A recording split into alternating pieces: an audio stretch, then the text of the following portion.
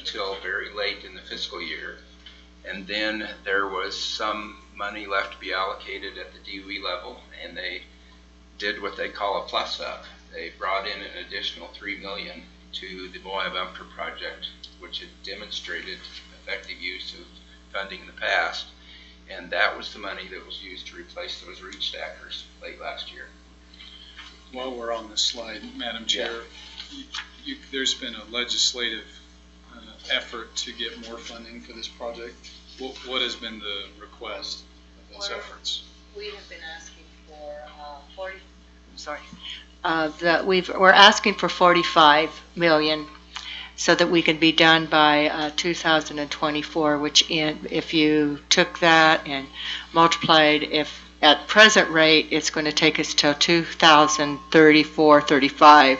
Yes. So if you multiply that and then you put the extra 10 million on for each year, it would end up saving the DOE quite a bit of money. I think it was 250. It's an estimate, of course, but the best estimate was it would save roughly $250 million.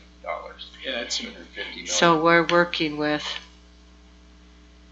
It's to ask for 10 more million in the grand scheme of things. If there's billions being appropriated to other projects, it makes a lot of sense. Makes a lot of sense. Yeah. We're hoping to go back and continue to lobby. We have the ear of the DOE. We need to. I'll take just a minute to give some props to Chair McGann, City Council member Ronnie DeRossery, and at-large stakeholder for the steering committee, Joette Langianese, who made a trip in, I think it was June, to the DOE headquarters and presented our case, meaning the community's case. We're increasing the funding, and all the feedback I got, both through our local folks and through the DOE folks, was that that presentation was very well received. And I believe, although I don't have evidence, that that was in large part responsible for getting the extra $3 million at the end of the fiscal year. And that was the sense I got. Yeah. So it was well worth the money to go out to there go out and there. tell them why we think it would be good to get the project done sooner. Should make plans to do that again this year. We are. Good. I'm working with Congressman John Curtis is helping us get that organized. Again, I must give you a disclaimer. My position is funded by a federal grant. I do not get involved in these trips, even preparing information for them. We do not. Because I am prohibited, because I'm being paid by taxpayer dollars, from participating in activities that lobby Congress. Okay. All right, I had to say that at some point. Saw Andrew walking in, Here we go. Yeah, okay. Andrew Fitzgerald just joined. This is a bar chart showing the monthly amount of tailings removed, and it puts things in perspective. On the left there, from February of 2010 through summer of 2011, you can see they averaged 201,000 tons a month. There have been 2 times when shipments were suspended. The curtailment over the winter of 2012 to 13 due to funding cuts. There you go. That was the year we heard we were getting less. And of course, the November of 2014 rock slide that not only physically blocked shipments for a little while, but basically suspended shipments while the Department of Energy and the contractors worked on mitigation to protect against future rock slides. So in April of 2016, there was a reduction in force. They went from 4 trains a week to 2.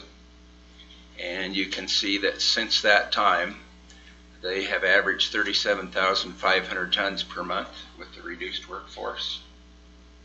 It's relatively consistent along that time. There have been some ups and downs depending on weather and other issues. But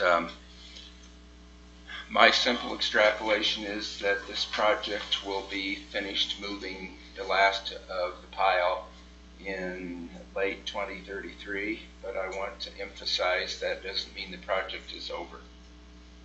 After that, the project team needs to continue their well field operations probably for at least another 2 years, plus they'll need 2 to 3 more years to finish reclamation of the site. Okay, so I know that there's a lot in the news, and last council session I attended a pretty well received presentation from a person who wants to develop part of that site, and at this point it must be a good idea because something similar has come up. This is the 4th time now in 6 years, and they are good ideas, but the biggest hurdle from my perspective is getting the Department of Energy to agree to release a part of any site currently being remediated until the full site is remediated. In 2012, about the time funding for Moab Umpqua was reduced, they also changed their practice and haven't since then, to my knowledge, allowed public use of any portion of a site that hadn't been completely remediated. So we're still in that situation. We're planning to talk to them about that as well when we go to Washington, D.C. to change that so that the portion that has already been removed can be used. We were in 2012, I think I whined to you about this before, within 2 weeks of opening the Millsite Recreation Trail, which was publicly available, going to be a public available recreation trail along the river, using a remediated part of the site. And then in 2012, that practice was prohibited by DOE. So we've been waiting ever since. However, we were able to get UDOT to include an underpass for recreational use under the new bridge on 191 when they built it back then. So it's ready to go if we can just get the DOE to release that usage. Lee, how many third-party independent contractors are involved in this operation? People that work out of the tailings pile, they don't work for the DOE, they work for... Yeah, out of roughly 130 people working on the project, there are 5 positions that are Department of Energy positions. And I say it that way carefully because since last January, 4 of those positions have been open. So the new project director I mentioned is the first of those 4 positions to be filled. The health and safety director for DOE continued for that whole time, but deputy director, facilities representative, and what I would call a financial officer positions are yet to be filled. And so what's the name of the independent contractor? There are several actually. The general contractor is Portage Inc. out of Idaho. There is a Nielsen was the let's call it the excavation contractor, but I see recently they I believe merged with another company. There's a technical services group called Pro2Serve, which basically hires the real technical folks that are a necessary part of a project like this. And then there is also S&K Logistics Services, which is another contracting firm that changed name in the last year. They used to be called, oh well, it makes no difference. Anyhow, now they're S&K Logistics Services, and they have folks such as the project manager for the technical side of the project, the public affairs manager, who, just for interest, is retiring at the end of this month. Yes, the drumbeat goes on. So those are the primary ones. There are a number of much smaller contractors that do very specific services. For instance, that project hires Bodec to do their electrical work out here. So you're reading between the lines, you're insinuating that these DOE positions, they're having a hard time filling now. People are not wanting to serve in these DOE From our perspective, that's what it looks like. I know that it took over 3 months to negotiate to find a new federal project director. And what can I say? My understanding is they didn't start that process until pretty late last year. How many of the 130 people are with the firm out of Idaho, the general contractor? How many do they employ out there? That's a good question. Roughly. I don't know that I can answer that. I believe if you subtract the ProToserve and Nielsen and the other folks, that would probably leave 20 to 25, and most of those folks are stationed over in Grand Junction at their office there. So my last question is, so who would be the primary liaison between the DOE and these contractors? So who's representing the DOE when making sure that these guys are working timely and whatever the responsibilities are? Who is that? Great question. It was the facilities representative. That was specifically the duties of the DOE position called facilities representative. And that's an unfilled position. Correct. So it's being handled by acting people out of the Cincinnati business office for EM. Doesn't seem like a good situation. I mean, these are pretty critical pieces.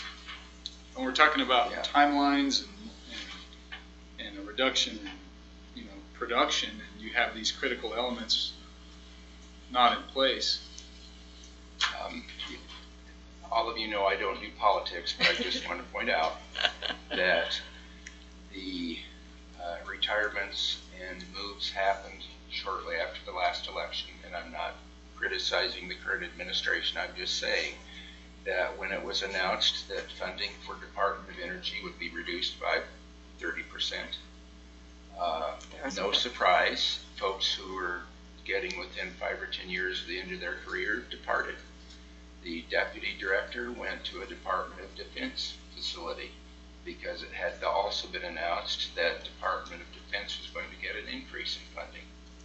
So if I'm getting late in my career and I want to protect my retirement, and I hear that the group I'm working for is going to reduce funding, I'm probably going to look for something more reliable. And I think that's exactly what happened. And and they haven't filled these. I mean, we're going on how long, and they haven't been refilled. I mean, these are relatively good jobs for a community like this. But the federal project director, who was in here many times, Mr. Don Metzler, retired in January. The financial officer and the facilities representative left, I think it was March, and the deputy director left in February to go to DOD. So it's been since then. So it'll be 13 months by the time the new project director goes on duty next month. It was the perfect storm. Yeah. All right. Again, this is basically a repeat. The first bullet point there, and also the second one, key aging equipment replaced. That's a big move. And the groundwater remediation is continuing to work well. This is basically a bar chart showing what I told you a little bit earlier. That is, and again, this is my projection. It's a simple straight line projection based on the last 6 months average of the rate of tailing shipments. Last of the tailings would be moved in late 2033. Groundwater remediation will continue. Vicinity property remediation will continue. And site reclamation probably will be the final thing finished, I'm guessing about 2035. It's interesting to note that after me saying that for over a year, the Department of Energy decided to make that their official projected end date. Okay. So thank you, Chair McGann and your colleagues, for effectively presenting, the case on behalf of the community to get this project done sooner. If it could get done by 2025 or 2028, that'd be a lot better than 2035. So good work. Yep. We got more to do. Okay, I saved this complex slide for the end. Just let me say that this is a way to show you how the monitoring stations located around the valley have measured the particular risks from this project. And the risks are radon gas released as a part of the decomposition of the residual uranium. It's only a couple of percent remaining in the ore and the tailings, but it still releases radon. The yellow numbers are the levels of gamma radiation. That's the direct radiation from the radioactive isotope of uranium and the daughter products. And the brown numbers are the radioparticulates, what the general public would probably call radioactive dust. A 0 up there means that the monitoring, which goes on for 24/7 around the clock. A 0 means that the impact for that particular risk is not detectable above back